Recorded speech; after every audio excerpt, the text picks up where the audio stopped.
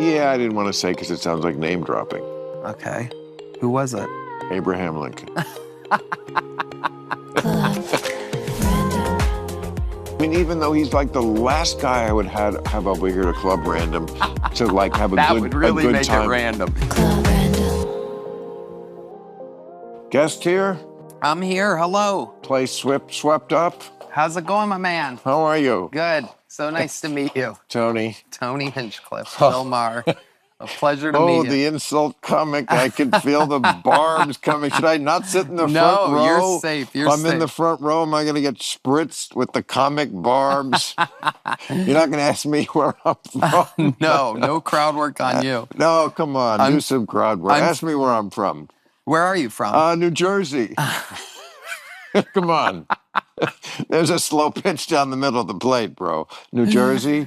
That is a shithole, indeed. Well, come on, you could do better than the shithole, isn't that what you're Maybe I'll famous warm up. for? I like to feel the people and know them a little bit better than just straight up. Ask me what I do. And then I say nothing, and you say, how do you know when you're done?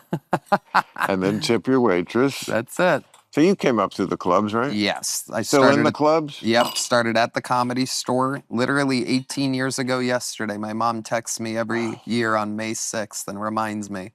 I forget. She texts me, happy anniversary. Well, how does she know that? You just tell her everything? Well, no, I told her that early on, and she marked the calendar, and she found it to be so interesting, my adventure into comedy and the whole Mitzi Shore thing. Moms are obsessed with finding out about, at least my mom found it so intriguing that there was such a powerful, diabolical, cool-ass woman that existed. She was all those things? Yeah. She was cool? Uh-huh. I never knew Mitzi. I mean, I auditioned, like, I was an improv act out here. Yeah. Not that you couldn't do both, but I was just not her type of act. She went for the more like, shall we say, theatrical. Yeah. Usually, not all of them. Letterman worked there. He certainly was a dry monologist. Yeah.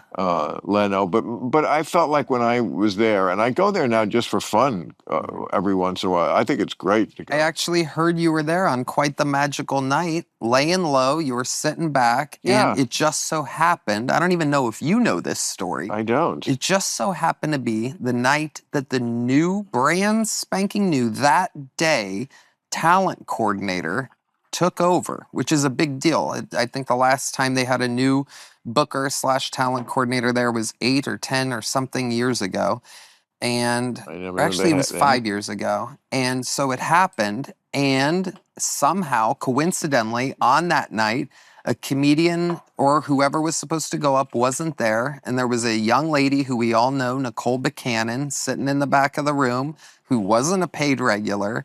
And the new talent coordinator, who everybody's loved forever, but she was just a bartender and she worked her way up to being the booker, the trusted tastemaker of the store, got Nicole Buchanan to go on stage, and you watched, I don't even know if you know this, you watched a young lady that was so funny that everybody knows and loves become a paid regular right in front of you that night. I certainly remember, I don't remember the names. Yeah. But I do remember this highlight of the night was a woman comic. Yep. I mean, it often is, by the way, when I go there. Yeah.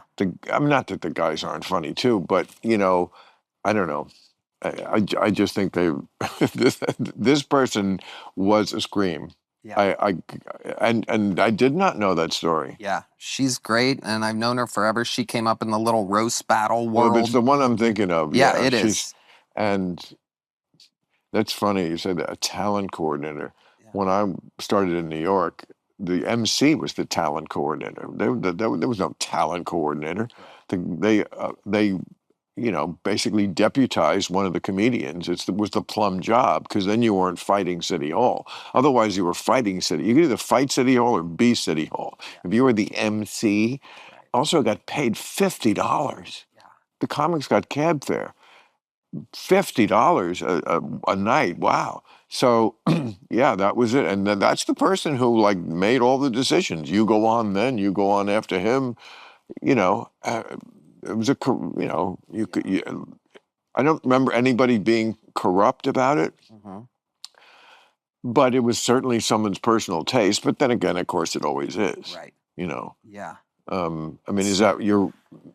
That's Your so memory interesting. of starting out at the Comedy Store, you thought it was fair, or you thought it was like, Ooh, when I got to the Comedy Store, it was a very interesting time because obviously Mitzi Shore was really sick. She had already had Parkinson's for 15 or 20 years or oh, something. really? Yeah, but she would come in and watch showcases.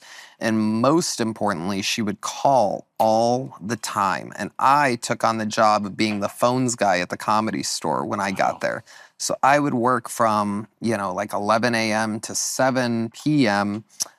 Answering the phones, which back then, because the Comedy Store didn't have a website until very recently, uh, that's how they sold tickets before people would come in.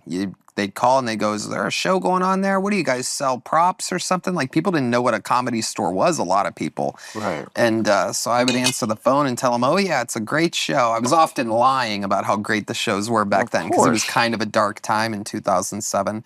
But then all of a sudden, the phone would ring just like it would for a normal human calling to plan their trip a week out. And it would be, "Oh, hey, is Tommy there? What are you doing? Is there a lot of calls coming in?" It's just this. And as a store guy, I mean, whew, your heart would flutter. And it was just because famously she would fire people if she didn't like your tone, your voice, anything. She was famous for firing people on the I mean, spot. some people are hearing this and they're, who the fuck are they talking about? But certainly within the comic community, Mhm. she's legendary. Mhm. The way, like Sue Mengers, not everybody knows who that is, but she was the first powerful woman agent, Yeah. and famous enough that they did a Broadway show about her. Bette Midler played her. Huh. Do you I know? didn't know Oh that. yeah, it was called. Oh, I don't remember what it was called. Like Come to Lunch or something.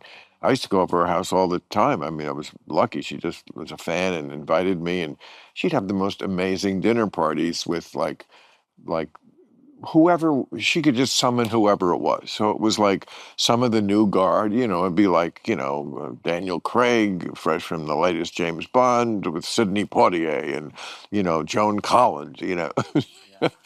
But so Mitzi, I feel like, is similar in the comic world, and somebody should do a movie about her. It sounds Yes. like she's more of almost better as a character. Oh, yeah, totally. I mean, that's something Comedy Store guys have always dreamed of, and it's a hell of a. I mean, the actual truth of her story is more amazing than. And she's Pauly Shore's mother, Yeah, right? yeah, People know Pauly Shore. Okay, exactly. Which so is interesting because most people start with that. They go, "That's Pauly Shore's mom," and it's like, yeah, but it's funny and her, because and it's her like husband was Sammy Shore, who was yep, also a comic, yep, not like a big comic, but not a failure, right. right? I Oh yeah, mean, club comic. yep, I think respected among his peers. yep. One of those types who isn't that too much of a Morty Gunty, those Hmm. not really household names, but the comics know them and some people know them. Yeah, I don't know if Shecky Green, I don't think is as famous as Buddy Hackett. right, But as a comic, I don't see a huge difference. right, Since they're exactly. both dead, Yeah. I can speak freely. Yeah. Uh, uh, you know, so yeah. So he had it. So Paulie grew up, in the cavernous attics of the Comedy Store, the haunted. But it's haunted, right? The Comedy Store. Don't they? Yeah. Yeah. You That's what believe they that? say. Have you ever seen chairs move? Or I hate I, I hate that I have, but I did see a little something one time. It was the crazy. I hate that I saw it because it makes you Yeah. sound You know what? crazy. Just always tell the truth. Yeah. That's my thing. I always just, they got mad at me for telling the truth about the Trump dinner. I was like, Yep. I'm just gonna tell the truth, and so just tell the truth. I understand your apprehension because it's like, well, then people say I'm this moron who believes in ghosts. Yeah. Look, I ain't a moron, and no one thinks I am. Mhm. And I'm the first to say I don't know if I believe in ghosts, but I know so many people who are not crazy people. They're not religious, and they weren't drunk. They swear to me, and they saw something that is just, for lack of a better word, some sort of ghost or Yeah. spirit. So what is your I had been story? there I about have not. I had, yeah, I hadn't either. Like I said, it's one of those wacky things where you're like, you got to be fucking kidding me. And it hits you differently than you think it would when it happens. And I don't even know. Maybe it wasn't. It could have been anything. But It's funny because everybody, especially when you work there, especially when you work there all day and all night, like I was when I got there at 22 years old, the whole first year or so, I was looking for one and hoping to see one. You know, I'm not stoned every night, looking around the corners, feeling creeped out. I'd be the one that shut off the lights in the rooms, and you'd be looking and you didn't see anything. And then one day, middle of the damn day, sun blazing, it's like 1, 2, 3 p.m., somewhere in there. And I took a break from the phones to go smoke a cigarette. So you have to walk like down a hall and through the dark belly room because all those lights are off Sure. during the day.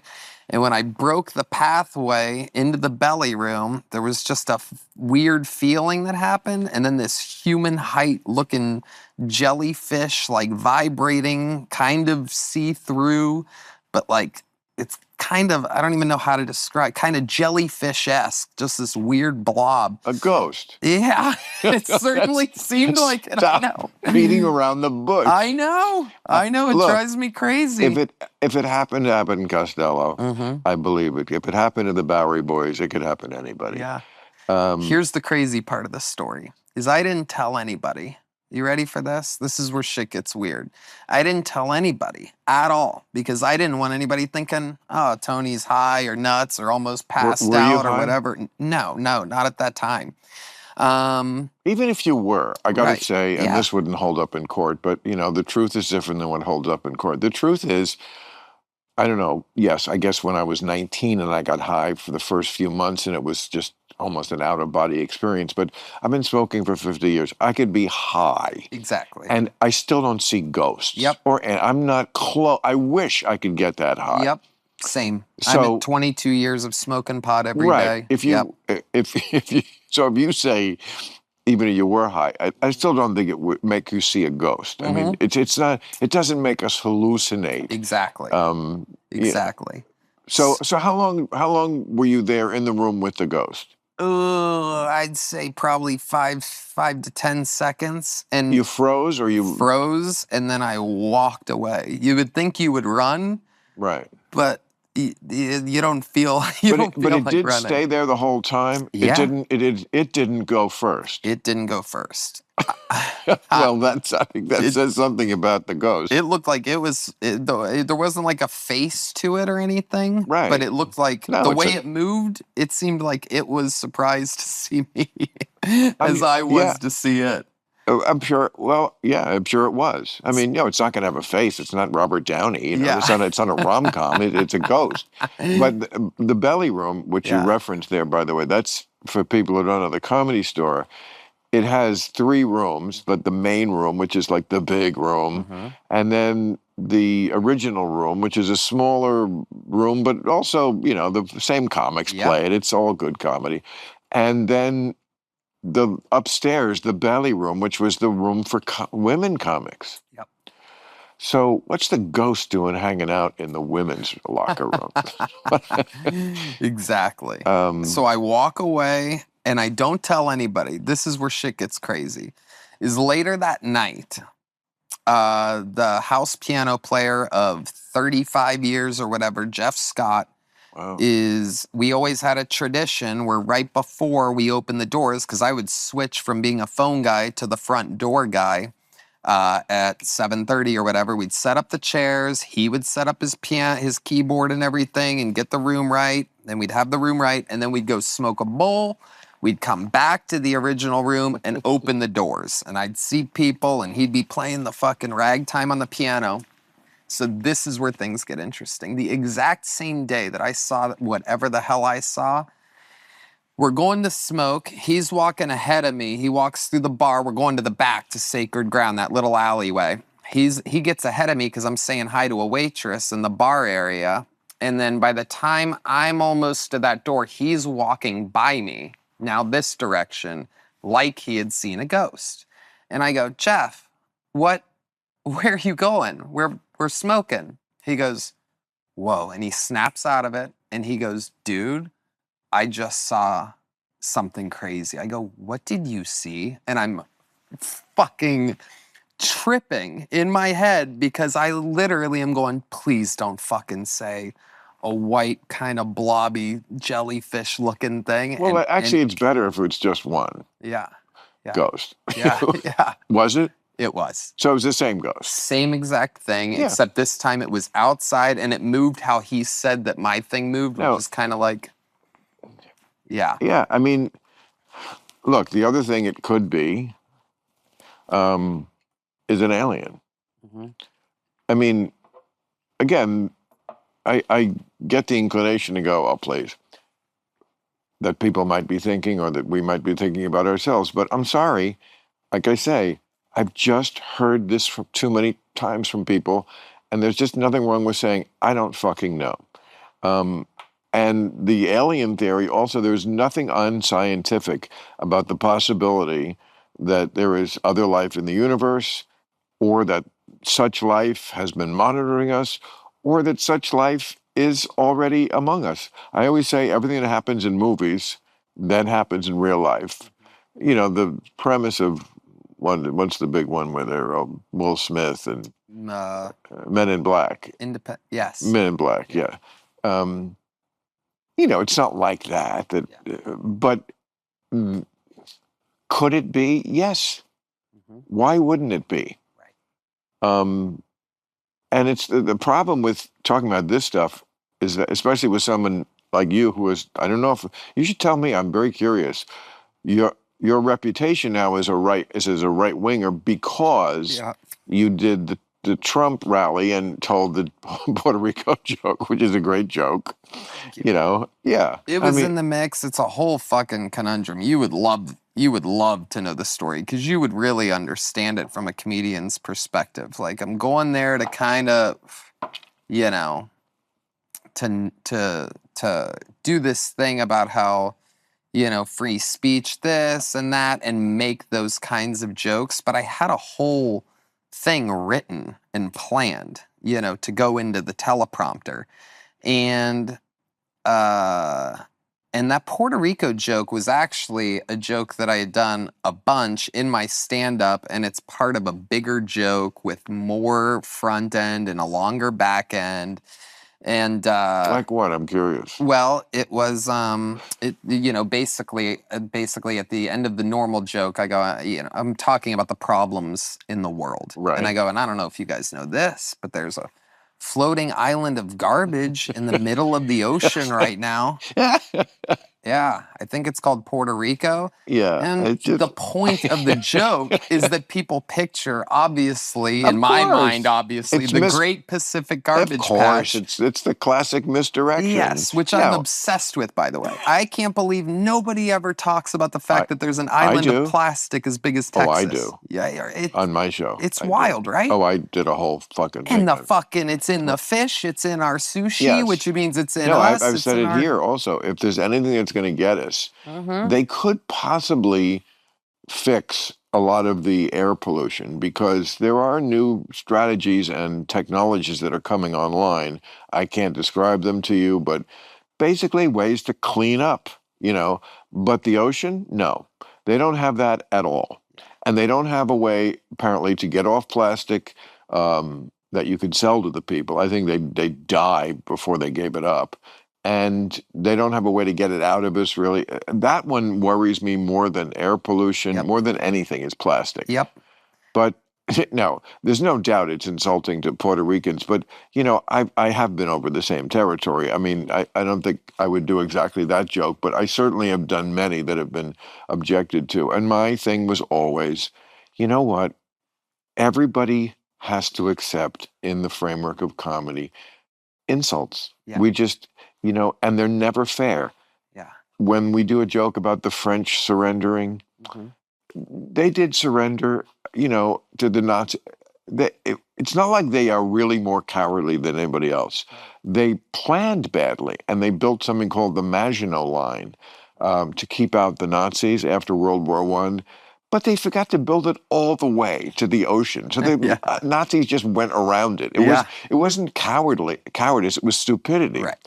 Polish people are not especially dumber than anybody else, but they got that. Right. Supermodels don't always throw up. Right. But, you know, And that's the thing, is like the jokes, are they fair? They're not. Right.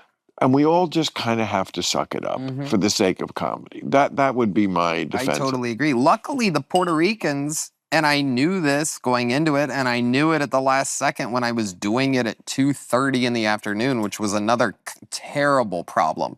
If there's one thing I was that upset was about, in the afternoon, that rally? well, it started in the afternoon and it was supposed to go to the evening. When I got there, I go, when am I going up in this thing? And they go, you're up first.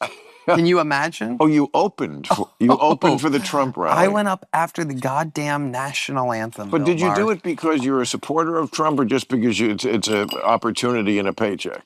Was it a paycheck? No, it wasn't a paycheck. I did it literally to hopefully, get some, hopefully, if only 10,000, not to mention 100,000, maybe 200 if we're lucky, actual people to vote for him. Yeah. Oh, so you did want people to vote for Trump? Yes, without a doubt. Okay. I think he gets a weird rap in this world, man. And, Well, we're going to have to break off on that point. No, I'm my thing. I talk to everybody. Yeah. And it's okay that we disagree on that. I just didn't really know until this moment I thought maybe you just were doing it for a gig and because you believe in free speech, but you're not really a Trumper. But, I always say you can be against Trump and not hate half the people in the country who like him. And you can't write them off. This is the controversy I just went through when I had dinner with him, and to some, the very kind of woke people who always hated me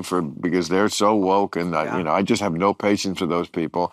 Yep. And I do think I won that one because people understand, especially since I went right back to my job of doing what I've always done, which is criticizing him as much as I did before. It's not like I was taken in by him.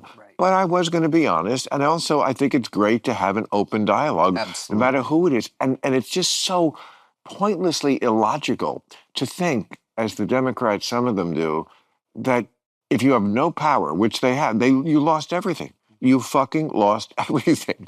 And now you're also not going to talk to the people who have the power. And Trump is the kind of guy, I knew this even before I went there, but I certainly was confirmed. He's the kind of guy who everything is personal relationships.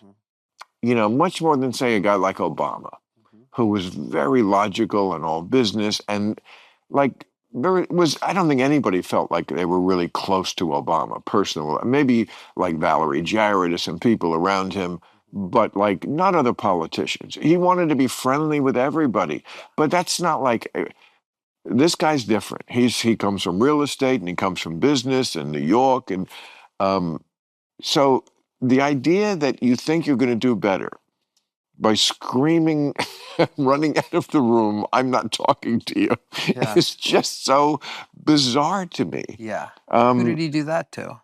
What? I didn't see that. Who did he do that to? Do what to? Run out of the room saying, I'm not going to talk to you. Well, they're saying that to him, about him. The people who are criticizing me. You're exactly right. And I find that to be a very... How could he have gone to the dinner? Oh, yeah. Gone to the dinner? Oh, yeah. It's dinner. At the White House. How could you not? Exactly. It's, again, it would be different if I came out wearing the red hat. Yeah. It's like, okay, somehow this succubus, put his snake tongue down my throat, and now I'm, but that's not what happened. Right. And they just can't quite give it up, some of them. Oh, I think that is a quality that is across the boards to the far left. They are absolutists in the way of, if you show any respect to the President of the United States, and let's not forget, he's also a former President of the United States. So it was a guy that, like, when I was going in to do that rally, the goal, it wasn't just to swing a few, 1,000 votes, hopefully, of whoever listens to my podcast or whoever liked my silly performance on the Tom Brady roast or whatever. It was also to fucking have the president go, that was cool. Thanks, man. That's awesome. I liked your set. You got the crowd going. Which, by the way, I did. Of course, that room isn't mic'd for a comedy show. No, he didn't. I didn't get to talk to him that day. Tony, you must feel so bad about that. You go and you're for him and you're working for him and you like him and me, nothing but vitriol for 10 years and I get the invite. Isn't it wild? But I said this when I did the piece on it when I got back. The best moment to me was when I brought in a list of 56 different insults he has said about me. I had it printed on a piece of paper, and he signed it, and it's on my wall. So cool. And it'll always be one of the coolest artifacts in the. Yeah. And it's just But here's my question that I'm fascinated about because, like. I want to know if the comic community is different than the actorly community because the actorly community, the actors in this town, I won't mention any names, and there are I'm sure there are people who deviate, but generally, it is the epicenter of wokeness. Mm-hmm. And, I love show people, but I always say, I'm in show business, I'm not really of it. Mm-hmm. There is a difference. Oh, yeah. And, they just, they're full on in, let's say. Oh, yeah. On everything. So if you deviate from there, it's hard to find your place at a dinner. No one would invite you out. I mean, the right-wing types, or even the Clint Eastwood, who's a Republican, but not that far right. I mean, because he's Clint Eastwood, I'm sure people would still have him over, but they are just very clubby about the politics. Yeah. What I want to know is, does that pertain in the comedy world? Like, because you're a Trumper, I'm sure most of the comics are not. Do they treat you differently? Are you in any way ostracized because of that? So here's what happened is I moved to Texas during the pandemic when they triple closed everything in California. And there was no indoor shows, and I went and did a show outdoors at the Magic Castle, performing to people in cars where the cars had to be 6 feet apart from one another. I swear to fucking God. The cars are going to give it to each other? Swear to fucking man, God. That was a terrible disease. Oh, Bill. And they gave people these clapper things, these little New Year's Eve noisemaker shaky things. I thought you honk your horn when you like it. I'm surprised they actually didn't think of that. But they gave people these noisemakers and they would hold them out their windows and it would go clack, clack, clack, clack, Your clack. car has a noisemaker built into it that sounds like a horn.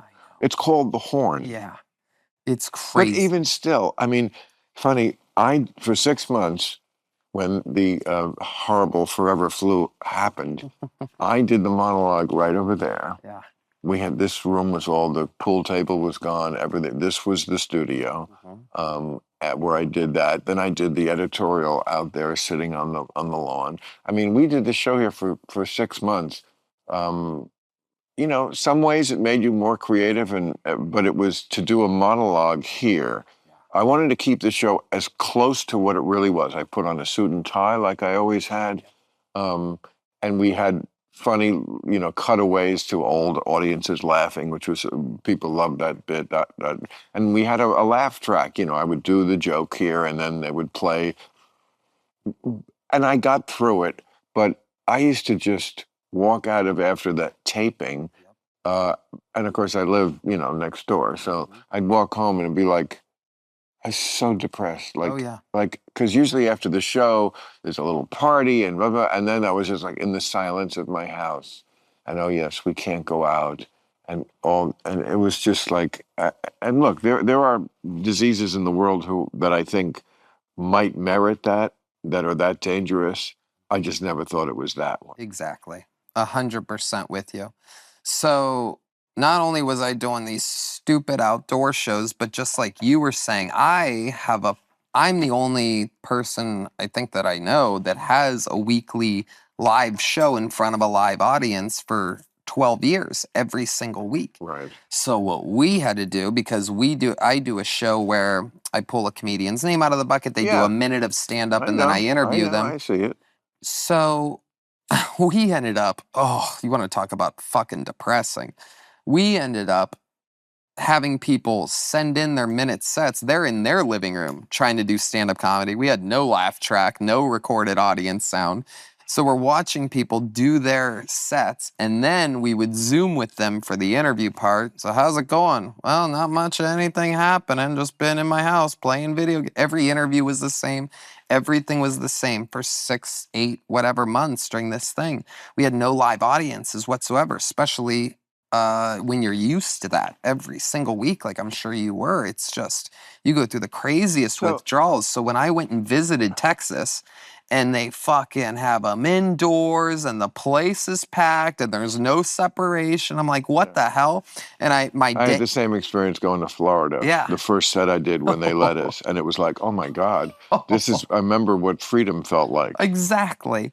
And the day, I joke you not, and this is the thing, because I would argue that we're more center than left or right. I think you'd probably be shocked to know how at least from my perception, centrist we are. I've been watching you for I my don't, whole life, by the way. My mom always made sure we had HBO, even though I oh, was good. raised poor. So I kind of get you, and it's crazy that I'm considered a right winger, or that Rogan is, or that Elon is, and these Well, people. I'm sorry, but Yeah, anybody who is a Trumper, um, is just, it's a different mindset that, he'd have to be extremely different to me to get me over there. right. And he knows that. He knew that when he invited me, and he knew it when I left, Do you and think he's farther and right than Kamala is left? well, I mean, that's such a hard question to answer because we have to establish where those goalposts are. Do I think there's insanity on the left? Yes, that's why the far left hates me because, as I always say to those far left people, we voted for the same person. Mhm. You're just why she lost. Yep. Um, Yep. it's just that I won't get on the crazy train Right. with you. Yeah. I'm not going to get on the short bus to Nuttown. Yeah. That's just not where I'm ever going to go. So when you went there, um, I wasn't going to go along. And by the way, it's a comedic gold mine Right. to make fun of far left woke nonsense Oh, because it's so anti-common sense, and that's what comedians do. And exactly. when people laugh, it's involuntary, and they know it must be true. And so of course, they hated me for doing that because I exposed their nonsense. Hmm. But I always made it clear I'm not on the other team. In fact, I would go for their woke nonsense over Trump because he is such a threat to much more fundamental things. I mean, even if he wasn't anti-democratic, which he most certainly is, just the level of corruption in this administration, the way they're just selling it off left and right, meme coins, and the ways that he has invented to bribe him. Tariffs, perfect example. You have tariffs on everything, and then you lift them on people who just maybe voted for you or support. I mean, it's insane. The kids are opening golf resorts all over the world and places where you can buy his shit. It's just beyond, and that's just the corruption part. And then there's the political part. Now, tariffs. We'll see how that goes. At least it's a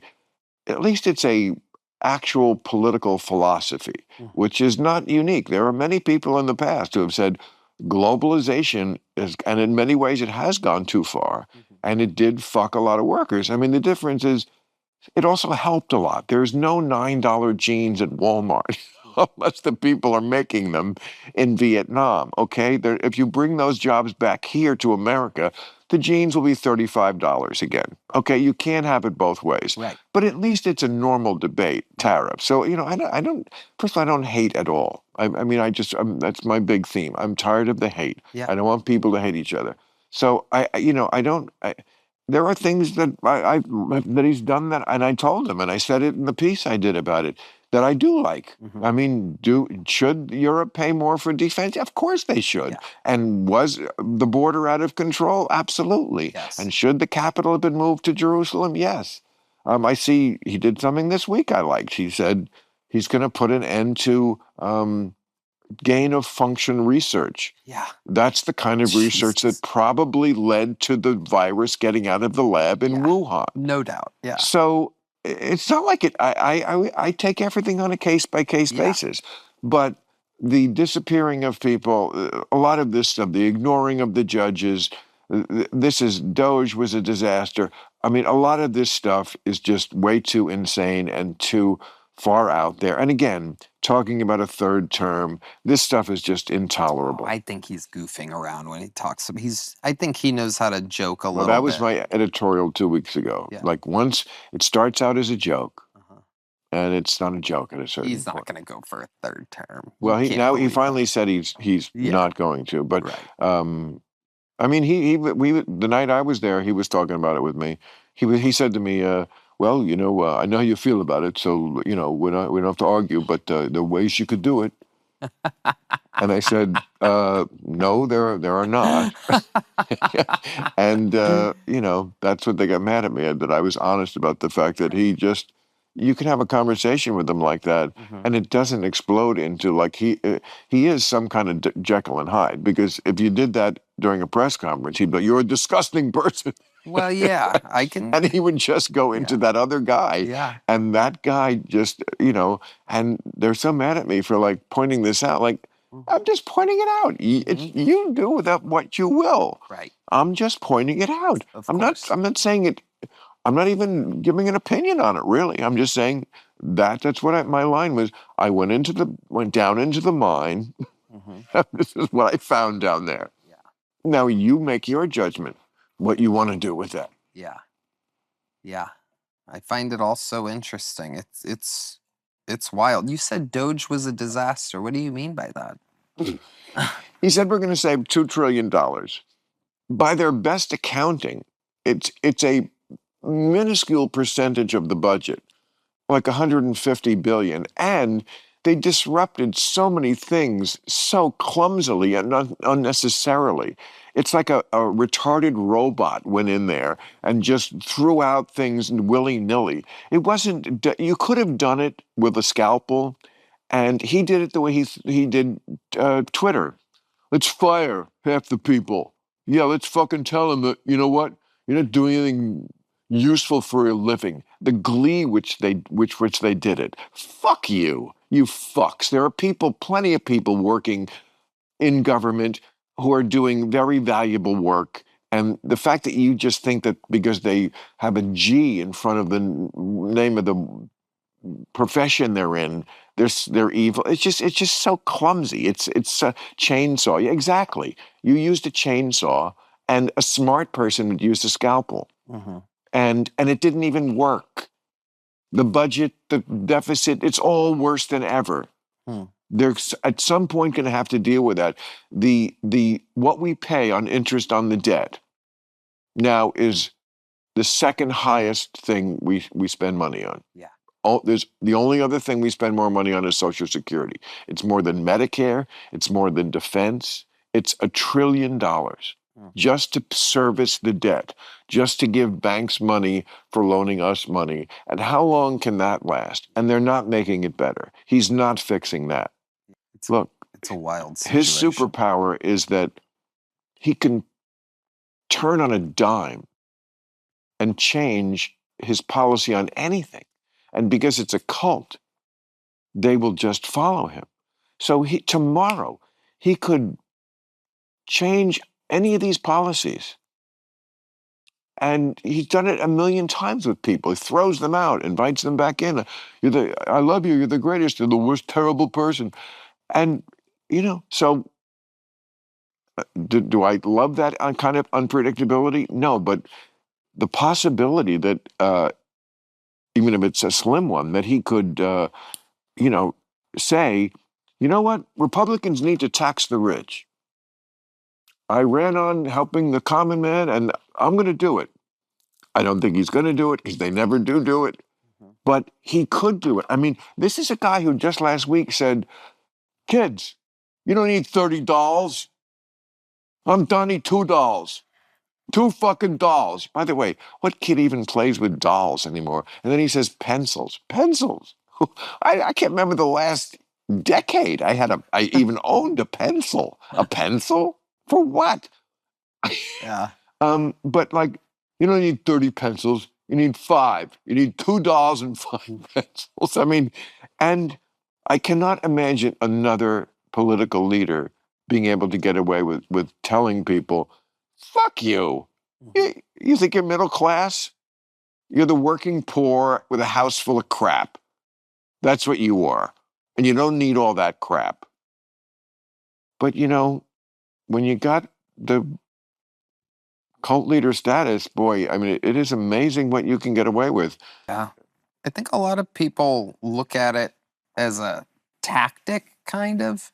For example, when he came in the first time and, guns ablazing, tough on immigration, build a wall, build a wall, build a wall, build a wall, and people don't want to come in. This time he's flying people back to places and all this. Well, that's I think he knows that he's publicly doing things to kind of oh, lower the bar oh of people that are willing to illegally immigrate, things like that. For an example, well, like he knows what he's kind of publicly doing to play. well, what he's doing is working Yeah, as far as stopping people from coming in. yeah, If you ask me, it's not worth the price. It's not worth the price of suspending the Constitution of the United States, which says you can't just take people off the street and put them in a foreign prison. That is just insane. But if the message is, you know what? You always had a free ride. If you thought you could come here, the worst that was going to happen is, oh, all bets are off, go back. No, you didn't make it. That's the worst that could happen. Probably you're just going to stay here. His message is, well, no. right. If you come here and we catch you, it might be worse for you. And, you know, that is a deterrent. It And it is is. working. I The number of people, I think so yeah, every action has a reaction. right. Like Biden went so fucking stupidly far Yeah, toward a pretty much come one, come all, yeah, just walk right in policy. yeah, And they have to own that to a degree. right. Again, I do not support what Trump is doing, but I get where it comes from. Yeah, Action, reaction. right. If you go that far, almost to your point you were asking me a minute ago about who's more right or left. Yeah. Like, if you go that far left, Mm-hmm. what do you expect? You are going to get people who come in and go that far right. Yeah. So in a way, and if you don't win the election, that's what's going to happen. Yeah. So Democrats have a lot of looking in the mirror to do. No doubt. I find it all very interesting and moving. Like I was saying, so let's just go back to the But yeah, question. but nobody shuns you. I was just going to get to that, which is, and since I moved to Texas. Oh, because you're not in LA. But exactly. but you're in LA sometimes. Sometimes. But what I've learned is that, especially after the rally election debacle and everything, right, is that the farther left, even though they don't make it their identity or maybe talk about it on stage or whatever, the farther left people, comedians really, they'll just talk shit on a podcast or they'll pretend like, me and Rogan and everybody in Austin's a bunch of Nazis and all. You just have to agree with everything they say or you're not part of the club and all this crap. Meanwhile, again, it's like we're all pot-smoking, pro-choice. If you're going to call us far-right crazy people, you have to realize we're all formerly registered Democrat voters, and so is Rogan, and so is Elon, and so is Trump. All these people are famously old Democrats. Okay, but that's not where we are now. They're not Democrats now. And I understand why the Democratic Party gives them the heebie-jeebies. That's different than being all in on Trump, which they are. But see, I have to believe that the comic community is just better than the actor league community. Oh, without a doubt. Because our business is calling out bullshit. Yes. And so it's just harder to be so doctrinaire about your politics. It just is. I'm not saying that most of us comics didn't vote the Democratic Party. Yeah. Yes, but there's just more of a, if you're gonna really do what we do and we do what we do best and call shit out and keep it real, which is what gets the good laughs, the good nutritious laughs, not the cheap laughs. Oh yeah. You're going to be having to call out some stuff on the left, even if it's not, you know, specifically political. Right. It's just the leftist kind of thinking and that kind of stuff, because they are as crazy in their own way. They're just not as dangerous. Right. You mean the left isn't The as left dangerous? is not as dangerous because they still believe. I would say that they are. That's I an know interesting one, because it that seems like the right wingers are the ones with the guns and this and that, and we'll take over. It feels that way, but I mean, all of a sudden, the last few years, I'm looking at who the mass shooters are and this and that, and it is creepily. Well, I'm talking about our way of life, which is governed by the type of government we have. Yeah. And they are still constitutionalists and institutionalists. Now, have they nibbled at the edges? Yes. Have they invited, as always, like we were saying with the other thing, there's always an invited backlash when you go too far. Mm-hmm.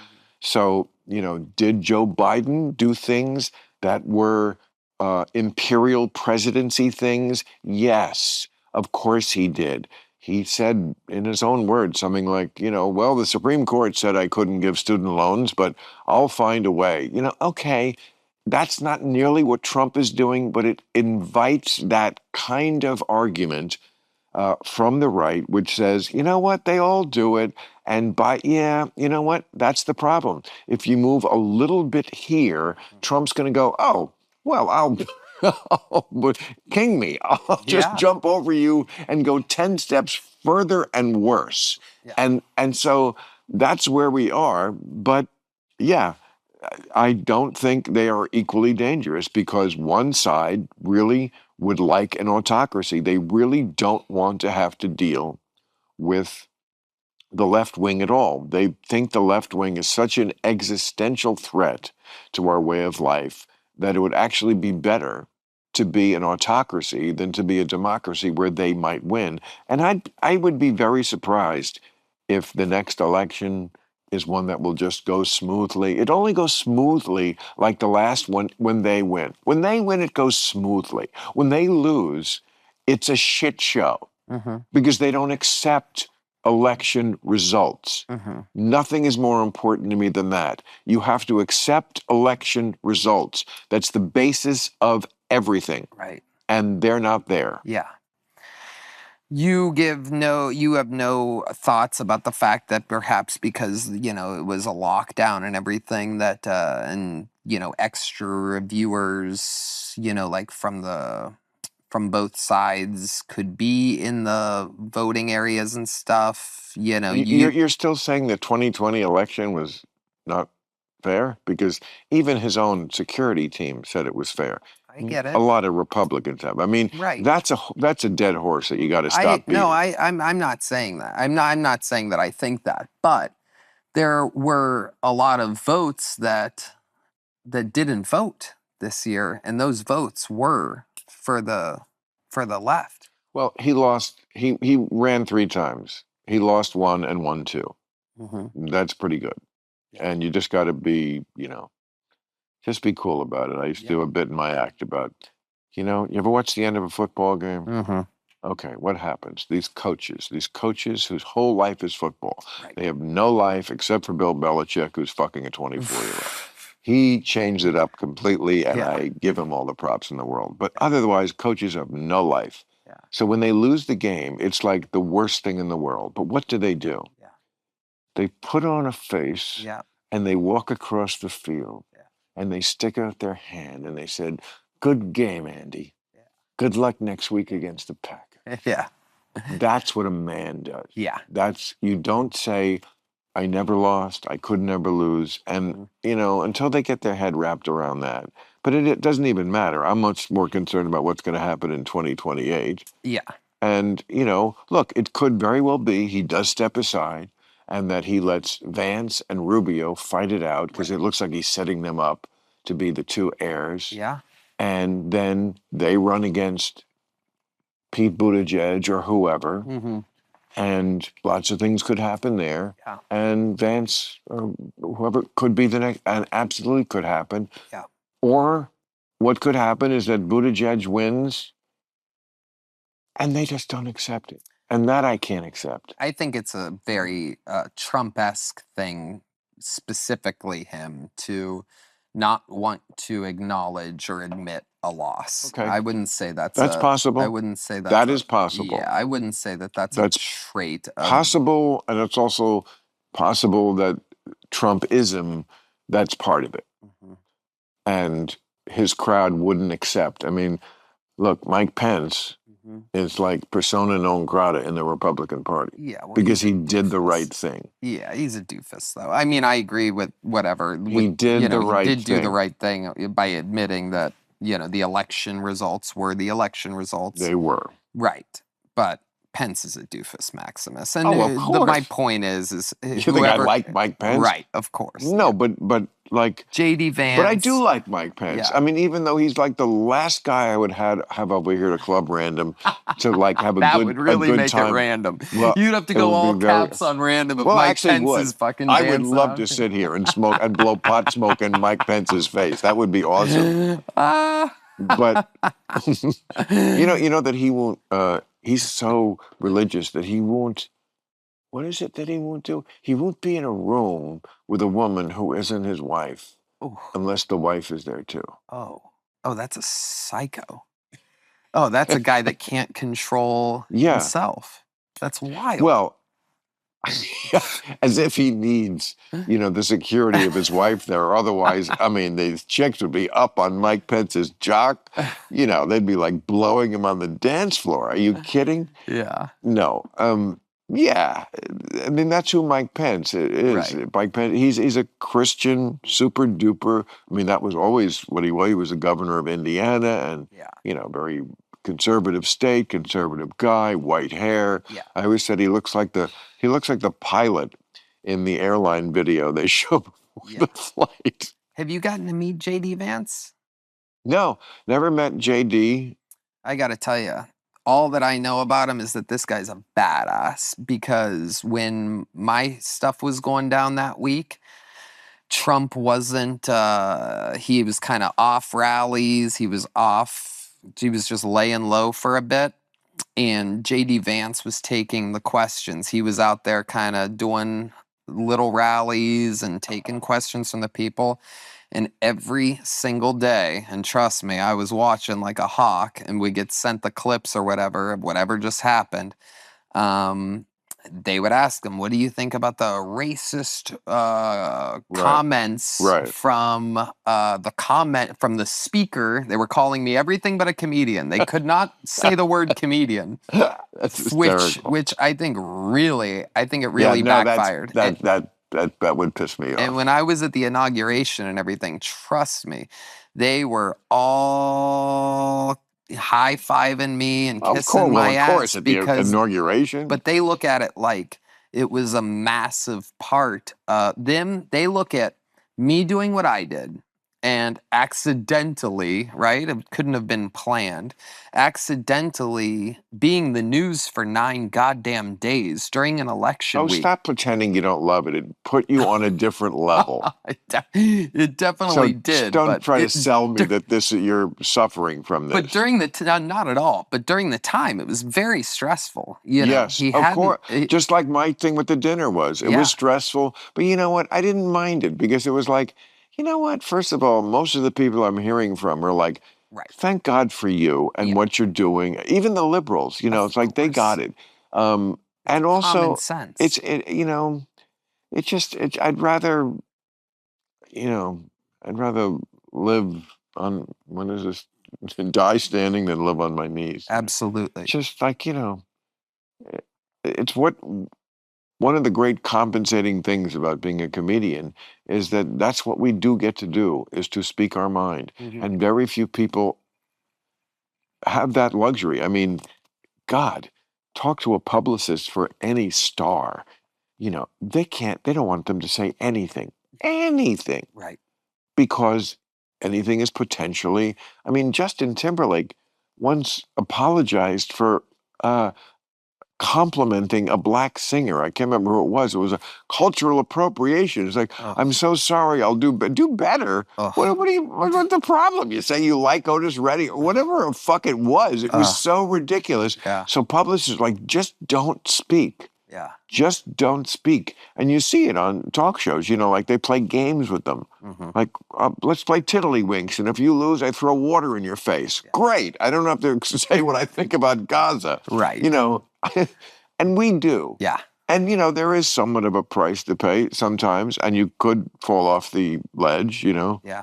But I don't know. The ability to speak your mind, priceless. Absolutely. Absolutely.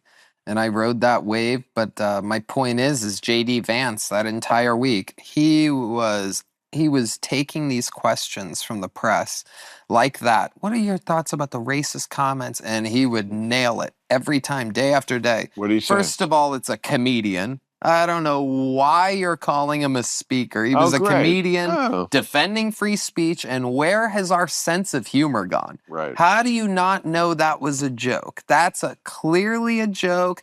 Maybe it wasn't the right time or place. Maybe. I'm not even saying. Like, he was just taking the questions like he was a comedian. Like, he understood the perspective of the mission. And, so if you ever, common sense. If you ever get a gig where you're playing to a left-wing crowd, I have a way you could do this joke and slightly change it, and it would still work. But think of some island where like only like rich white people go. So you know, there's a floating island of garbage. It's called the Bahamas. It's called Cayman Islands. Yeah. You will be perfect. Lifted out on their shoulders. I am actually doing an entirely left-wing audience tonight. What? Yeah, because I'm performing at the Comedy Store here in LA. Oh. And will you be greeted by any sort of backlashy, sort of like, oh, he's on tonight? Or will they be like, he's a comic and that trumps Trump? They won't know until I'm up there because I'm a secret, unannounced pop-in. But I will feel it from 20% of the room. Assuredly, Right. the good people, the girlfriends of the excited the excited boyfriend's gonna be like that, and there's always a few just angry. Yes. Right. They can't wait to show me. That's funny. Because they can't hide there. When I stopped doing the road last year, but like for so many years I would see somebody in the front row, and it was who was like this. Arms folded, like stone face. And it was just invariably the husband of a woman who loved me, you know, liberal woman, loved me, and dragged the husband. Yeah. And I let it go for as long as I could in the show. And then I would just talk to the guy, and I would just point out, I know, you're the big, tough guy. You're the conservative. You're the tough people. And yet you let your wife drag you to a show you didn't want to go to. I do the exact same thing and reverse it. And I go, and here you are stuck watching me because you were too insecure to let your man go out tonight without you because you think he'll fuck somebody else, and one day he will. No, I got a better way to make him feel worse. Yeah. You're so worried your man is going to go out and fuck somebody else. Nobody wants to fuck your man. You can stop worrying, sweetheart. This is not an issue that's going to come up. Oh, he'll flirt, but no one will take him up on the offer. So let him go. Let him fly. Free bird. It's fun when you see those people out there. It makes me, when I'm performing and I'll see it and I'll ignore it and I'll see it and I'll ignore it and I'll keep going. And the whole time I'll glance back, right? And I bet you would too when it happens to you and you're trying to break them, right? You're trying to see maybe this one will get them, right? The angry face person to break. And we don't fight. If you get them to break, which happens a lot, yes, you know, because eventually they can't help themselves, right? That's the great thing about comedy. And even now, right, I'm kind of leaning into this whole, you think I'm a racist thing, but I'm just obsessed with different cultures. I love stereotypes. This is kind of the theme of currently the stuff that I'm working on is I'm actually leaning farther into this type of thing where I'm saying what I love about Right. America is that we can all laugh at each other. Like Right. black people do this and Asians are bad at this. And so now I'm really going for it. And it's so funny because they'll hold strong on the things that affect them. Of But then course. all of a sudden Of you're course. into something that doesn't affect them, or they don't have an Asian friend, or they don't have a black friend, or they don't have a this. And you find the thing that they agree with and they crack. And they do. People that try to have a bad time, people that try to not get comedy or find something, purposefully find something unfunny, those are the most rewarding ones to get that laugh from. Well, I got great advice when I was complaining about a shitty crowd once. Mm-hmm. And a great comedian said to me, "That's why they're here, because they're not in a good mood. They Ah. came here for the medicine of laughter. And you're the doctor saying, 'What the fuck are you doing in my office when you're sick?'" Yeah, that's interesting. Yeah, that's why I'm in your office, because I'm sick and I need what you can heal me with. Yeah. So why are you mad at me? Wow. Do you remember who told you that? Yeah, I didn't want to say because it sounds like name dropping. Okay. Who was it? Abraham Lincoln.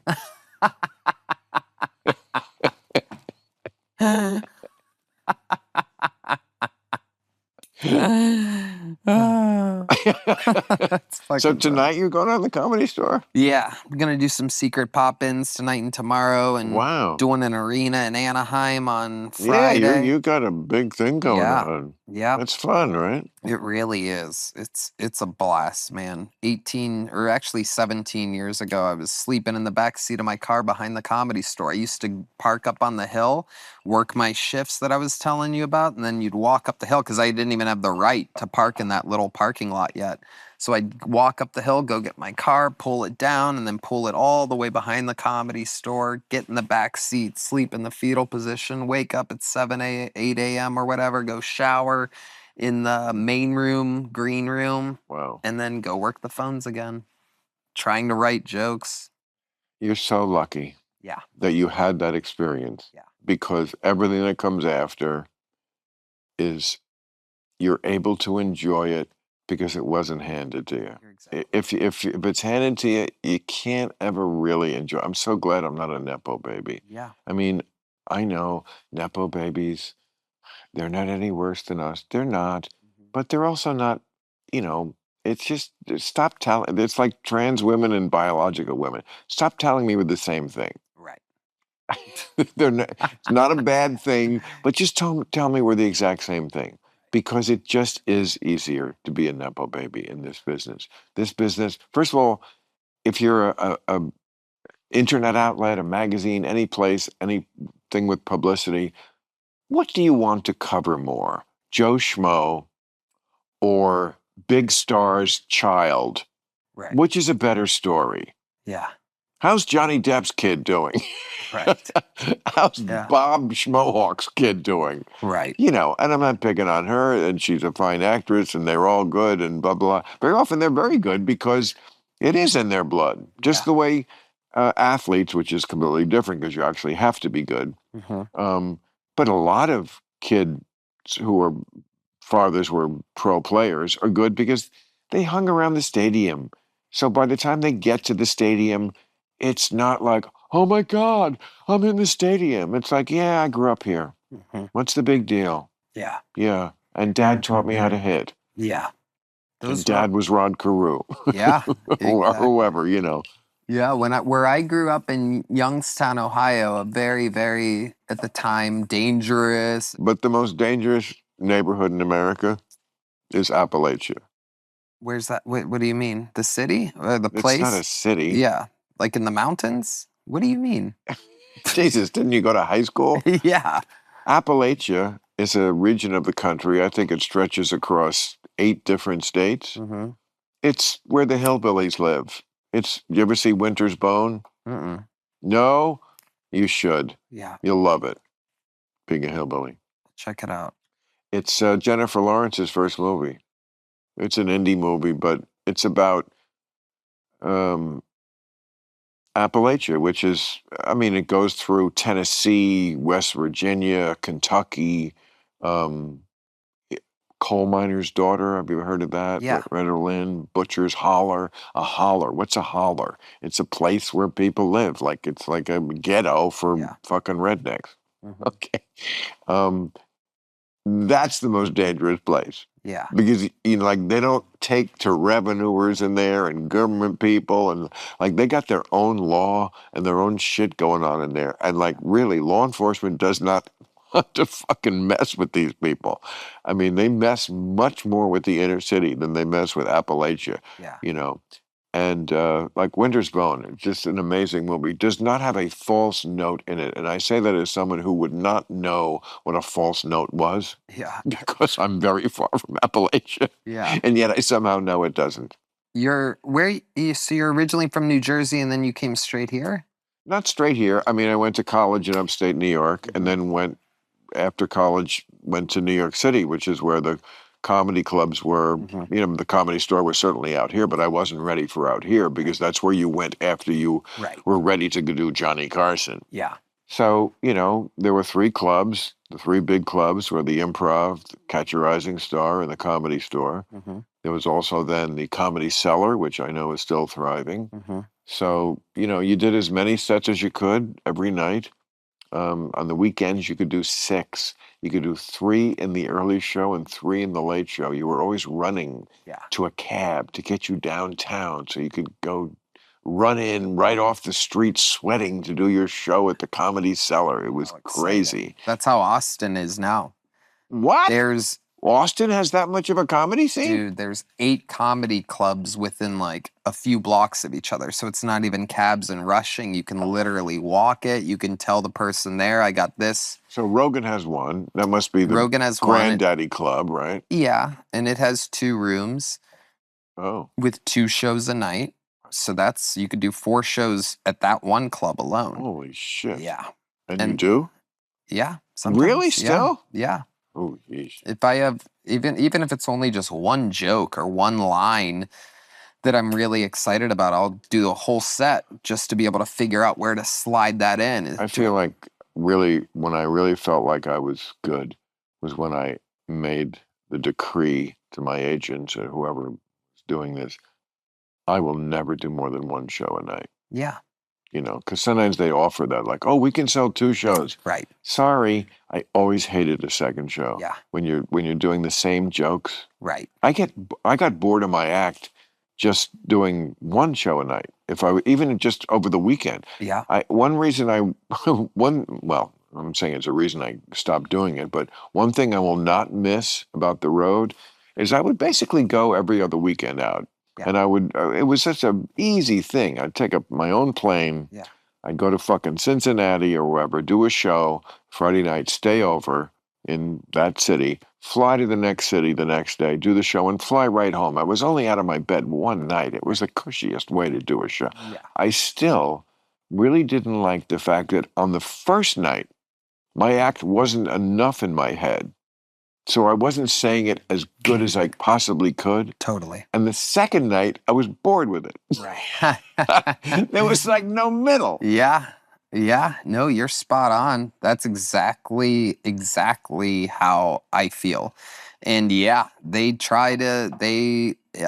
at an interesting place now because it was always forever. It was comedy clubs, 2 shows on Friday, 2 shows on Saturday, and it was. Did you ever repeat the same joke Oh, of course. Oh, are you kidding me? Oh, you mean in the same second show. set, thinking that you or not thinking remembering? you hadn't done Right. it in that show? Honestly, and I can't believe I haven't. This is an unbelievable fun fact, is that I haven't. There has been 2, 3, 4 times all time, and I'm talking about hundreds of road sets, in which I've gone, I didn't already do that, did I? Or have I? Or in the setup, have I? You said that out loud? Right, yeah. Oh, well, you Which would, is you would basically the know because same. they would not laugh the second time. Right, exactly. And then they would look at you like, you fucking fraud. But then again, you fucking phony. There's also a part of me when I'm on the setup and they're kind of giggling and I'm wondering if I already did it. That's the worst. Yes. It's like because Yes. it's like the two orbs of your brain. The one half is saying, no, this is the logical half. I know I didn't do this joke because we're going by this order. Yep. This is why we're doing it in this order. Yeah. And the other half of your brain is going, I think we did this in this show. And you're wondering, I'm wondering if they're laughing because I did it and they think I'm doing it again, like in order to just be funny, right? No, I did it once. They don't laugh. Right. They look at you like you're an asshole, which you are. And again, I smoke a lot of marijuana, and so you just don't know. Well, that's why you know, it's a gamble out when there. you do more than one show, Yeah. you have to have a specific order. You Yeah. can't you don't have the freedom Yeah. to fuck around. Yeah. Like I love the idea, I always loved in stand-up the idea of I have a structure, but I can like go away from it. Mm-hmm. But then I always come back to it, you know? It's like being out in space on one of those spacewalks. Mm-hmm. And it's great out here in space. But because they're going to pull you in unless a space storm happens like it does in every movie where they do it. They get marooned out there. Yeah. But then Sandra Bullock somehow winds up back on Earth. Right. I mean, that was amazing, right? Terrible ending. Really? No. Because but it's funny you mention that because literally I had my bi-weekly talk with my agents today, and they're like, and yeah, we'll be doing these shows before you get ready for your special taping in a few months. So here's what we're gonna do, da da da da da da. And if these sell good, we'll add another show. And I go, no. Good for you. We're not Yeah. doing another show. I Right. go, I know you guys want me to do another Right. show, getting 10%, Right. sitting on your same ass that you would back at home looking at the ocean waves. Right. But I'm the one that has to do the goddamn show. There's no chance. Oh, right. And so, I literally, what's funny is this was only 2 hours ago. I literally said, I think I burnt out all my stem cells in my body doing all those grinding shows when I was younger because I just find it so exhausting. And it's also, there's just more energy. I don't think there's been a scientific study on what we do at all, really. But I think the higher the expectations of the crowd, right, that watches you every week, that's going, I don't ever go out, but I bought a ticket for this. I worked an extra absolutely. shift this week to be able to get this ticket. Right. And you feel that. It's Yes. not the old days where I I'm love going, that. Yeah. I mean, I love, if I had to summarize what I loved the most about doing stand-up on the road, it's they want me to do something that they feel only I can do for them. Right. And then I do it for them. Yeah. That's it. Yep. Because there's so many choices. Mhm. I'm not saying they never buy a ticket to another comedian, Mhm. but there are a limited number of, most people don't go to a lot of comedy shows in a year. Yeah. So you're one of their 1 or 2 or 3 favorite comics. Mhm. So like you obviously do something that tickles them in a way that others don't. Yeah. And they want to get that from you. And I love being the hero. Yeah. I love delivering. Yep. And that's, I think, what I miss most about the road. Yeah. But I was very surprised this year being home all the time. I don't miss it. Right. Like, because people don't understand, it's such a maintenance factor to have an act. I mean, I had my show. I don't even count this podcast because I do zero preparation for this, obviously. I just show up and get high, Yeah. which is great, which is a whole different thing. But an act you need to maintain. Yeah. I compare it to playing the cello. Totally. You can't just pick it up 3 weeks after you didn't play it. Yep. It's an everyday kind of, it's a mistress. Yeah. And you got to feed her. Yep. And, if you're Bill Belichick, give her all the deeds to your property. I've been defending Bill Belichick in the Are you green kidding? room of the mothership. Sweetheart, I am Bill Belichick. Okay? I'm Bill Belichick without the 9 Super Bowl rings. Yeah. People in the green room have been talking shit about him, going, this girl's running his whole everything. I go, what are you guys, what, first of all, you don't know what you're talking about. Second of all, it's proof that they were in the right, that the camera was pointed at her strangely during this interview. Strangely. Right? Right. They knew what the fuck they were doing. I go, we're here in Texas. We hate the mainstream media. And meanwhile, we're going, oh man, CBS exposed the fact that Belichick's being controlled. When have we ever agreed? When have we ever not thought they were up to something shady? And then I said, what was up with that reverse camera shot right on her? And then they started to like, oh, okay. But it's so true, man. It's like everyone wants to see, I call it my Game of Thrones theory. When Game of Thrones came out and became the biggest show in the world back in the day, I think people started a thing in their heads where they wanted to see kings fall because they were. Yeah. Once every few weeks or months or whatever on that show, you were watching a new person gain the Iron Throne or this or that. And we want to build them up. Really? And That's what happened on that show? you didn't watch it? I, I should have, I'm sure. I watched the first season Oh, and I watched the last season. oh, that's an interesting little sandwich. You know what? My problem is dragons. I'm not a fantasy guy. Like I was a history major. Yeah. So the history part of it, the part that looked like an actual medieval kingdom, Mm-hmm. I loved. Mm-hmm. And I could tell you about medieval kingdoms till you fell asleep. Yeah. I really It could. wouldn't take long. I know.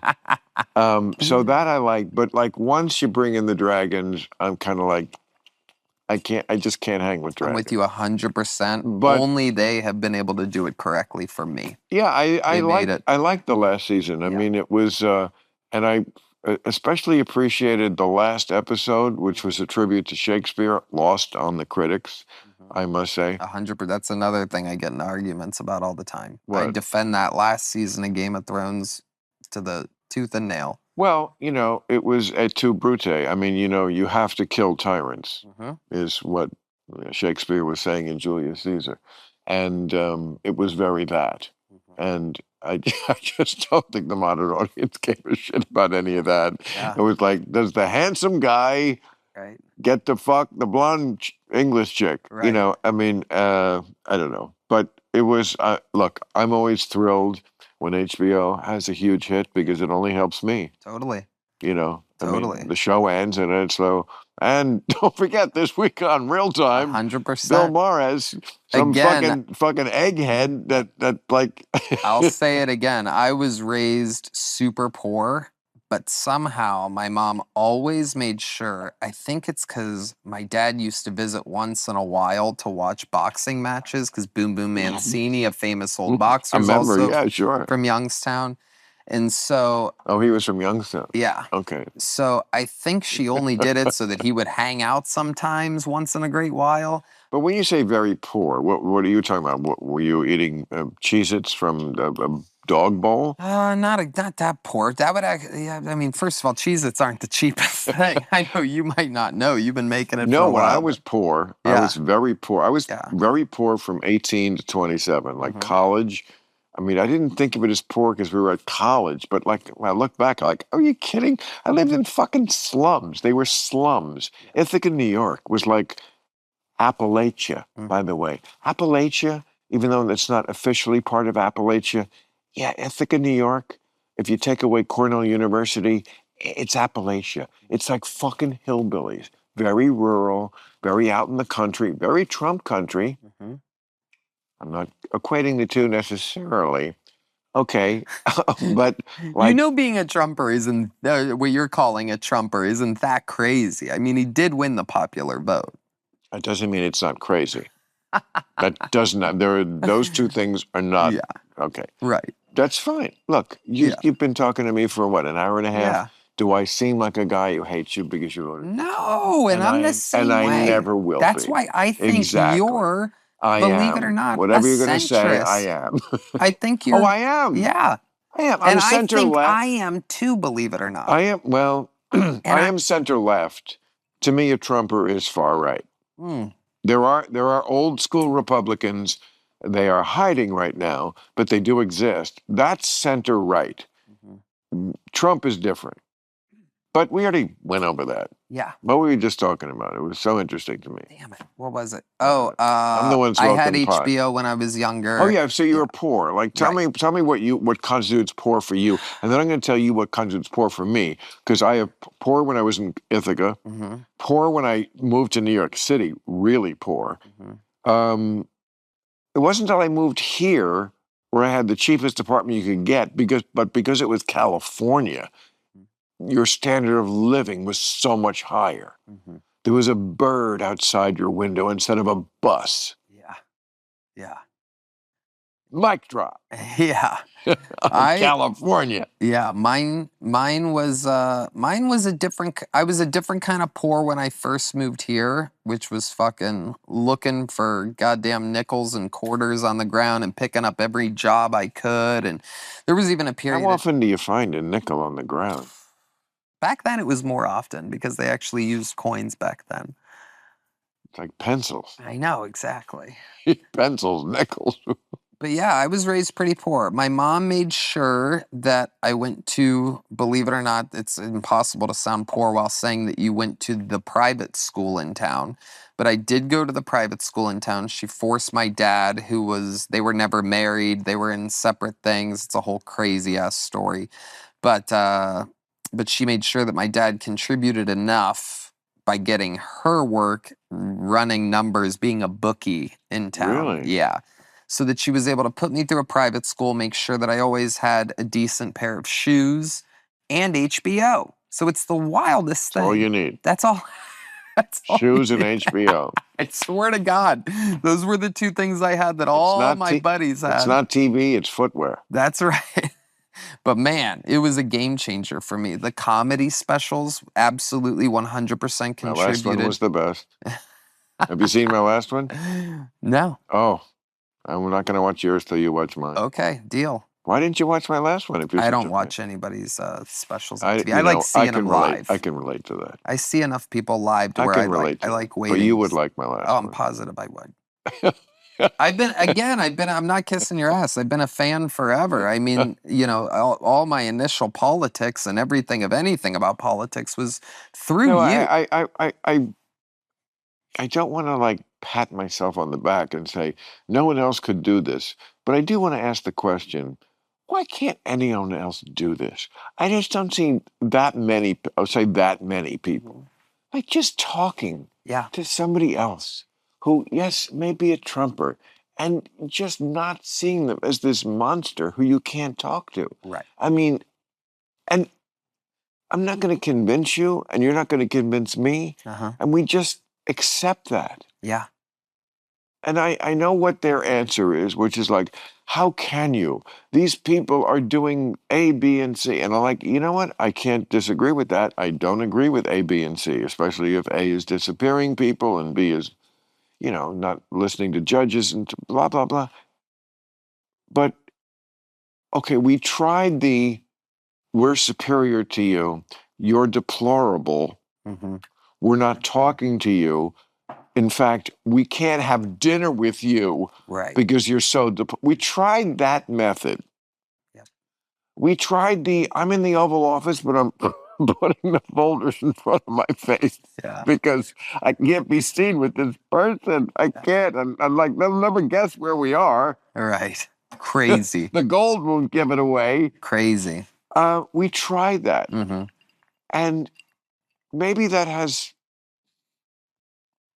very little success. My method has a very little success, but that one has zero. Yeah, no doubt about it. That one has zero chance of success.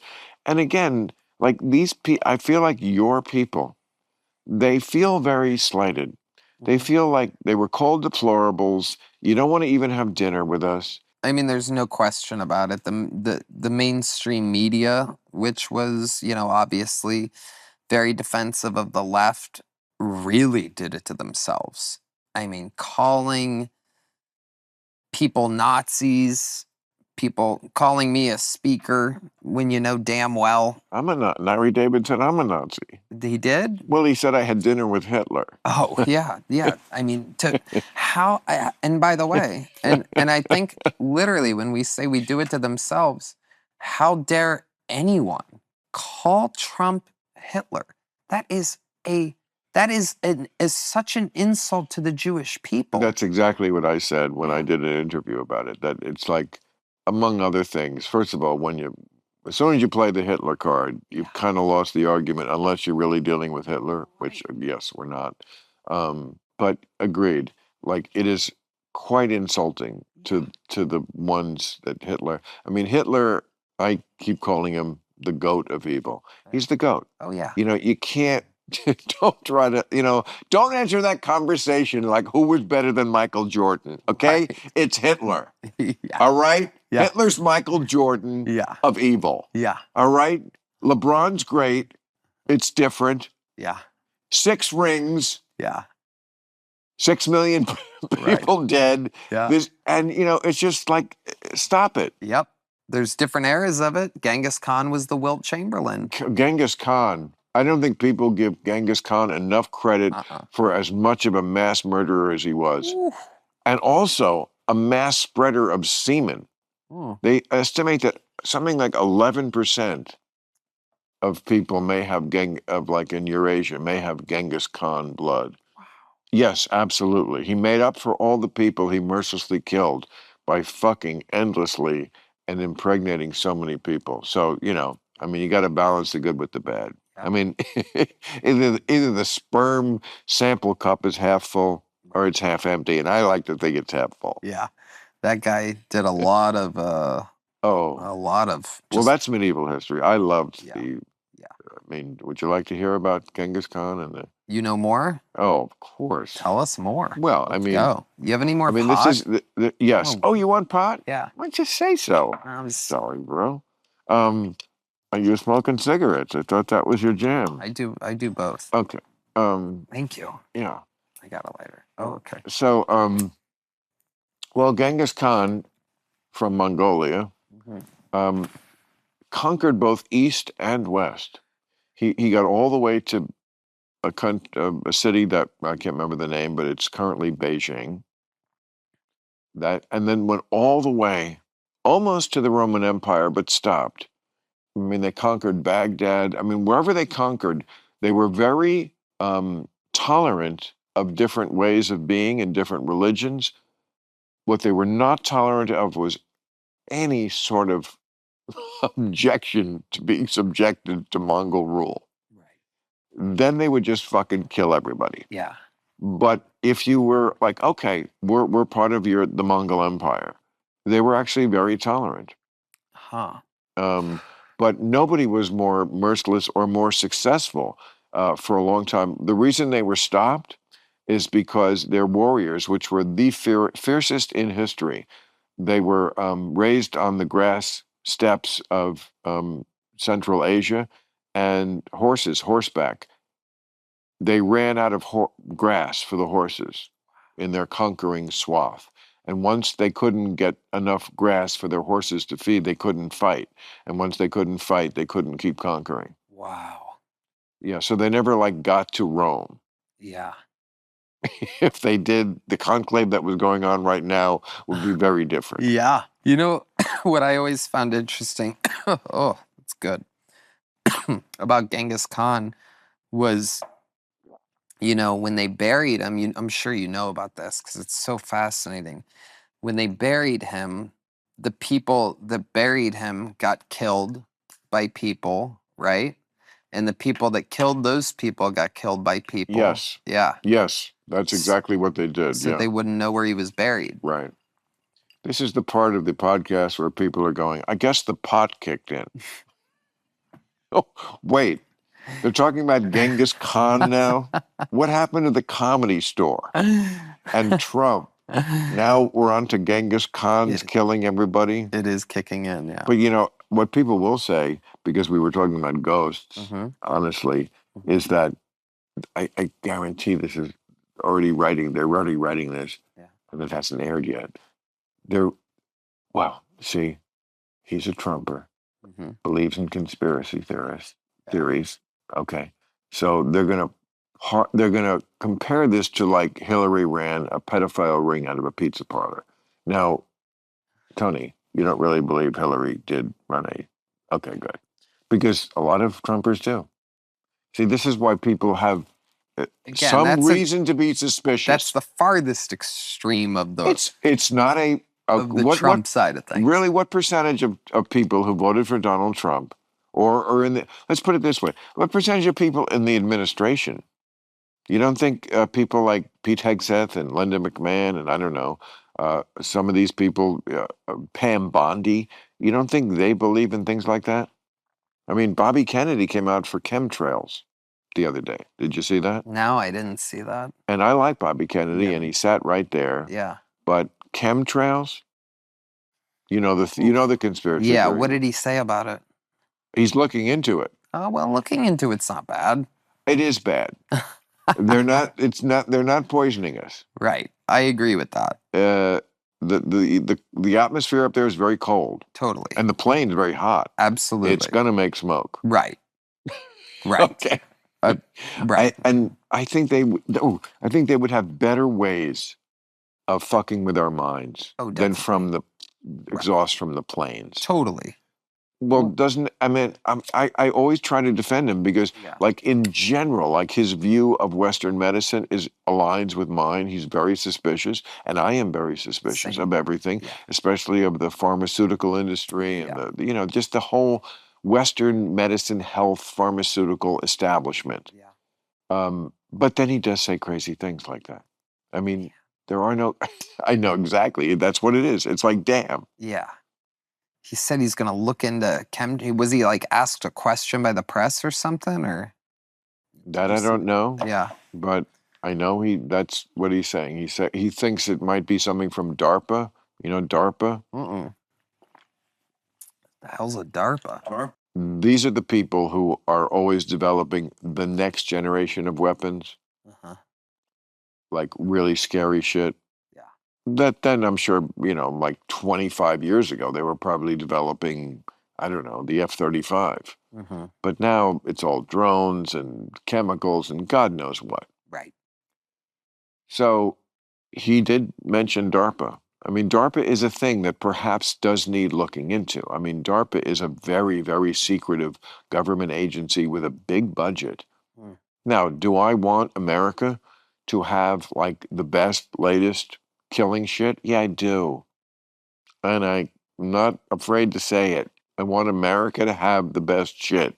I also don't want it turned against us. I also would like to know about it unless it's somehow endangering national security. And it would alleviate some of these people's theories that the chemtrails are some sort of government program. Right.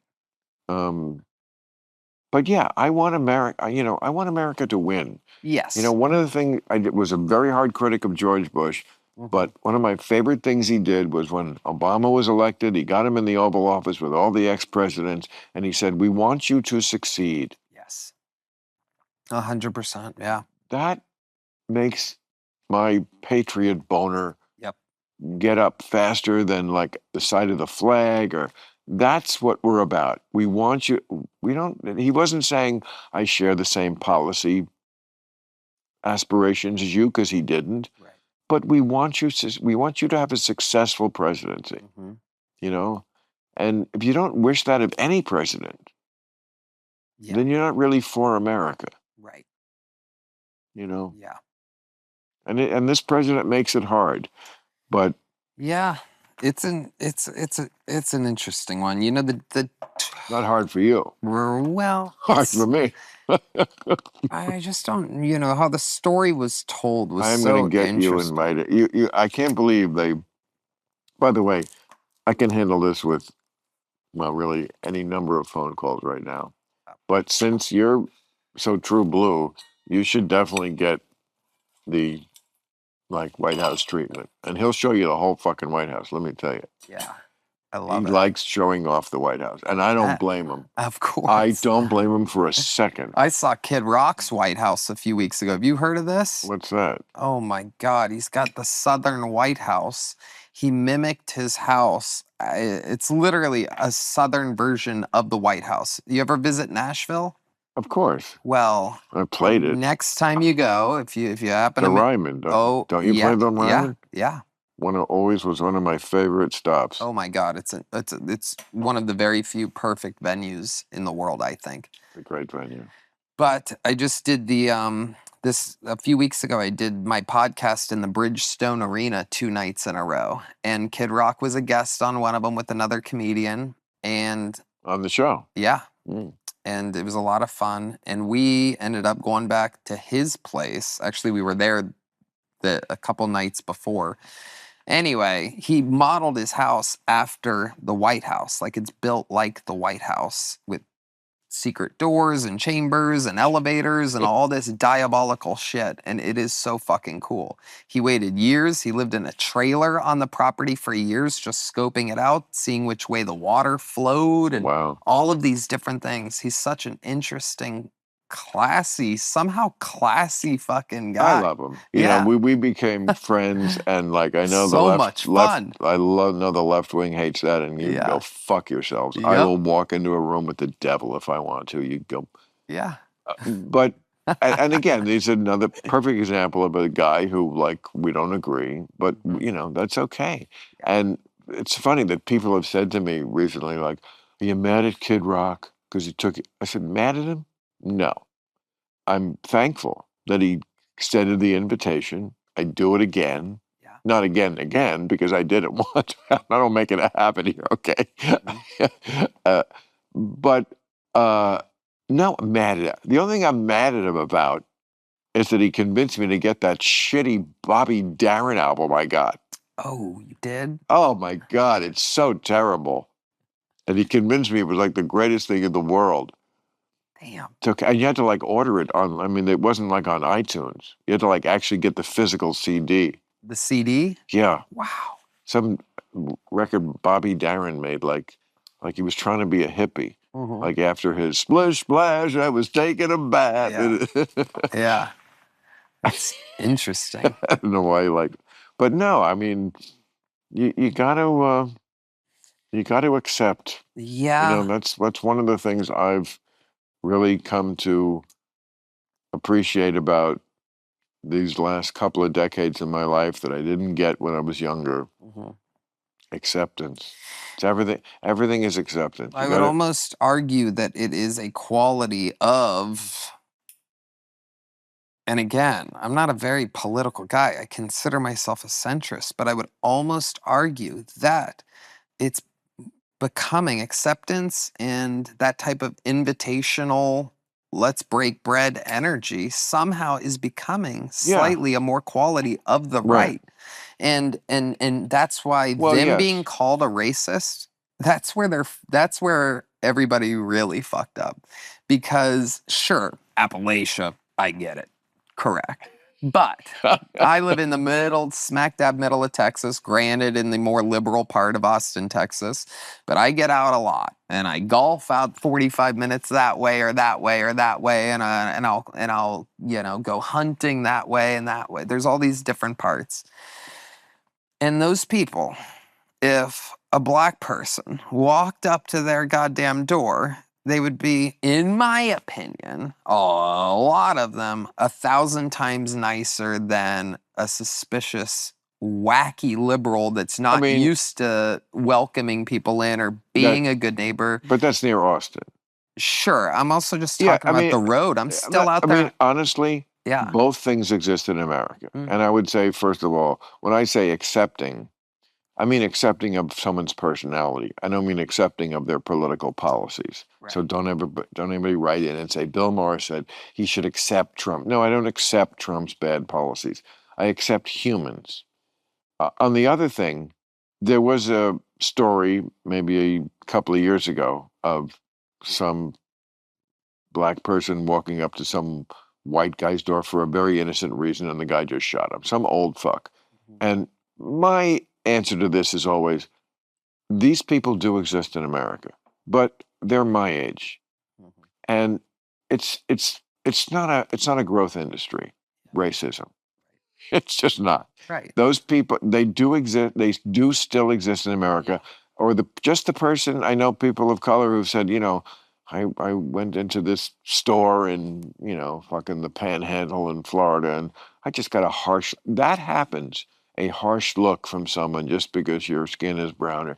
That absolutely does exist. Totally. But I also have been more on the page of trying to get my mostly liberal audience to understand you're not doing yourself any favors by pretending that America isn't a very, very different place than it was 10, 20, 30 years ago. 50, it's night and day different than 50 years ago. Exactly. I had someone So tell me just once don't. that it's never been worse. I'm like, what do you mean it's never I been brought that worse? up in an editorial. Slavery used to exist. I said that in Yeah. an editorial quoting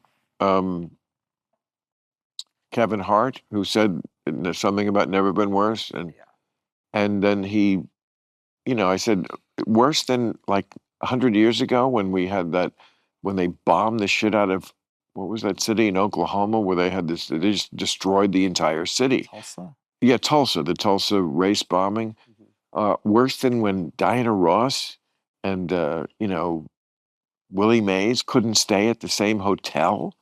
And he fired back about like, oh, we should be thankful that we're in the. No, I'm not saying you should be thankful. Right. That's not the point, and you know it's not the point. Right. I'm saying things are different, and to say everything that things are worse than ever is just delusional. And it's not And it's the good. kind of Irresponsibility of, and I love Kevin Hart, but that's a fucking, when people say things like that to where it's absolute, right? Things have never been worse. That's dangerous. With great power comes great responsibility. LeBron James put out a Instagram post that went super fucking ballistic the week of my shit, and the video started with me, and it edited out the beginning, the part of the setup, and basically the end, which is there was a cool black guy in the middle of the very completely lit up Madison Square Garden, and he was wearing like all this red, white, and blue stuff, and he had what looked like a lampshade on his head. And since all the lights were up, you could clearly see him. And there was a joke that I did where he stood up and he's going like that, like, fuck yeah, man. Like literally standing and agreeing. And when you're looking out there, you can see kind of, if people are sidetracked by something, you can see them looking at it. So when I saw them looking at the cool black guy dressed all wacky, red, white, and blue, I go, and by the way, this is literally, I think it was 3, 4, 5 days before Halloween. I do a joke where I go, look at this cool black guy. What's that, a lampshade on your head? Uh, um, I'm just kidding. Me and this guy are friends. We had a Halloween party at his house the other night. We carved watermelons together. And the crowd pops. And again, you can't hear it on the fucking C-SPAN version I of bet it. he laughed too. He was cracking up. Yeah. Cut to 1 week later, LeBron James puts out a video which starts with me, which goes, black guy, carved watermelons. It took out the beginning, the middle of the setup, and it was crazy. So cut to last week or 2 weeks ago. Listen to this. You're not going to believe this. I found out, and it was news for a second, and then it disappeared, that LeBron James's production company was paid, I think it was $30,000 or $50,000 by Kamala's campaign to make that video, that exact video, to make me look racist, to make it look like Trump's a racist for having me while we're all laughing with a cool black guy at the middle of the fucking rally. And people of different shapes and sizes everywhere for what they were calling a Nazi rally. Meanwhile, he's getting paid or his production company is getting paid to make that video from a campaign. And that's the video that they chose to make, is it editing. Imagine if someone edited the beginning of your joke, the middle of your joke, and the end of the joke. I've had it happen. Yeah. Of course, we all have. But I mean, it's just, I really hate that. Yeah. That kind of thing is what makes me say to that wing of the party, yep, I'm an ally until you lie. Right. When you lie, yeah, then I can't be your ally. Yeah. And I just fucking hate a lie. Yeah. Just tell me what you think or what's the truth. Just don't fucking lie to me. Exactly. I'm just like like an abused woman. He's been lying to me. So much lying. If you just don't lie to me. But it really is true. Yeah. Like women, it's like, if people want to know like the main thing to do to not piss off a woman, just don't lie. Right. it's almost always the lying that'll get you. Totally. I learned that Are you early married? on. No.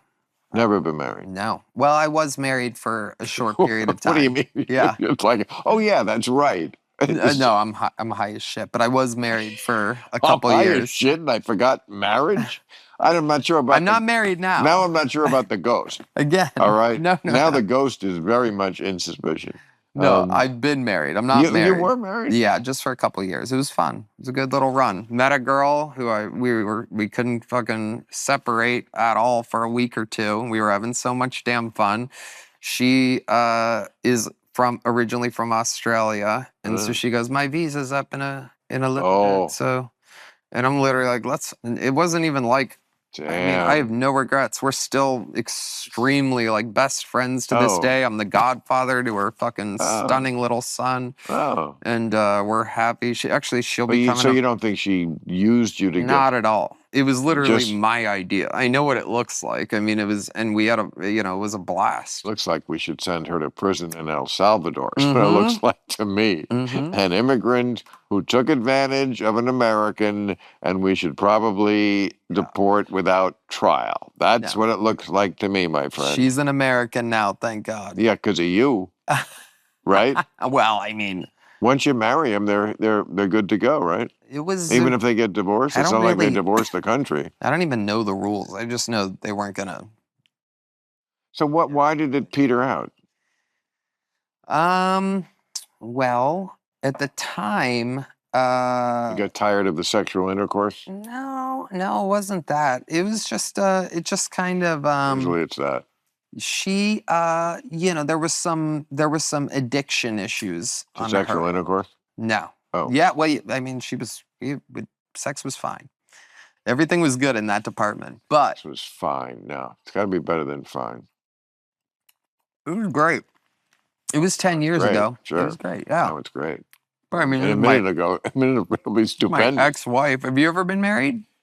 Let's see. I'm very high, so I don't. I'm not. I'm going to wait and think about it. No, I've never been married. Wow. No, I have one of the proudest achievements in my life. Not because I think marriage is bad, just because I think it would have been bad for me. Yeah. So the fact that I was able to stick to my guns, and not, walk down the aisle. And of course, the more you listen to people who are married or were married, I mean, God, I just read that Michelle Obama, said that I hated my husband for 10 years when the kids were little. Who says that? I just don't understand that. Yeah. And then she said, but, we've been together 30, so, 10 bad ones, I think that's pretty good. I don't. Yeah. Like, I'm not on that page that, 1 decade of misery. Yeah. I can do that standing on my head. They're like a mobster going to 10. I can do 10, please. Yeah. It's cray, right? I would never do it again. You would never do it again? It was a one-time thing, yeah. I know myself well now. And what did you learn? Well, now things have just changed, It was a best friendship kind of, while obviously hooking up. And now I'm just kind of, as corny as it sounds, I just like my independence, and I really, really have found a way to be super comfortable, by myself. Doesn't sound corny to me. Yeah. Yeah. Some people lose their minds. They go, but don't you wanna? And it's like, don't you wanna, like... Don't you wanna? Yeah. Don't you wanna do what let's take a look at our nights. That should definitely be a song. Yeah. Don't you wanna? Should be on that Bobby Darin album if it was any good. No, it should be on Dua Lipa's album. Or Charlie C. X to the Z, whatever her name is. I mean, don't you wanna? Because you're so right. That so sums up what the argument is to people like us from the usual, don't you wanna?